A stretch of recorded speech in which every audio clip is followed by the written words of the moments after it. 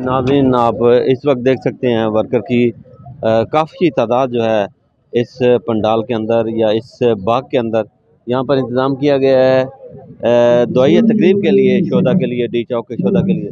तो आप देख सकते हैं इस वक्त काफ़ी तादाद के अंदर लोग वर्कर जो है वो एंटर हो रहे हैं। आपको कोशिश करूँगा कि सब लोगों से या किसी से ये बात हो सके यहाँ पर। आप देख सकते हैं यहाँ पर ये इस तरफ मैं आपको दिखा दूँ, स्टेज है। आप ये देखें, ये लोग नारे लगा रहे हैं और यहाँ एंट्री हो रही है वर्कर्स की एंट्री हो रही है। आप देख सकते हैं यहाँ पर बड़ी तादाद में लोग यहाँ मकामी और दूसरे शहरों से यहाँ इस वक्त एंटर हो चुके हैं। आप देख सकते हैं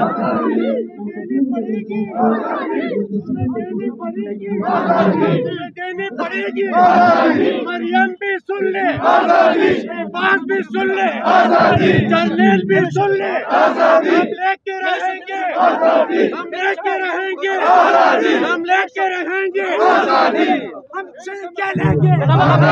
मरियम भी सुन ले, शहबाज भी लेंगे, जर्नैल भी सुन ले, सबसे लेंगे।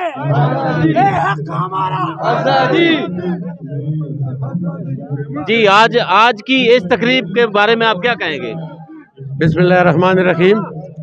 आज की जो कुरान खानी की तकरीब है वो दुआए महफिरत, ये उन 12 शुहदा व लापता अफराद के लिए है जो डी चौक में बेगुनाह शहीद किए गए हैं।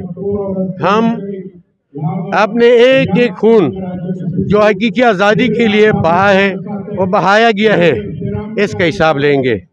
ये स्टेट भी हमारा है, इसके जितने वसाइल है इस पे भी हमारा हक है और हम इसके मालिक के शीरी है।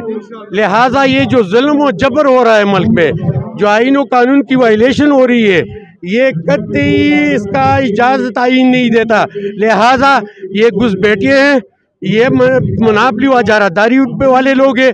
लिहाजा मुल्क में हकीकी आज़ादी और इस मुल्क को सही चैनलाइज करने वाला जेल में बैठा है। ये जाके उनसे माफ़ी मांगे, उसको बाहर निकाले, तब ये मुल्क चलेगा। तब तक हम आराम से नहीं बैठे।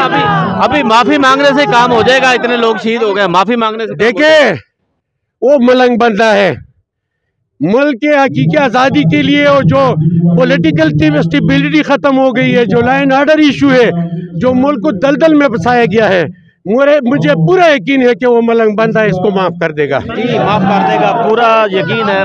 जो है ना, पाकिस्तान के दलित निज़ाम की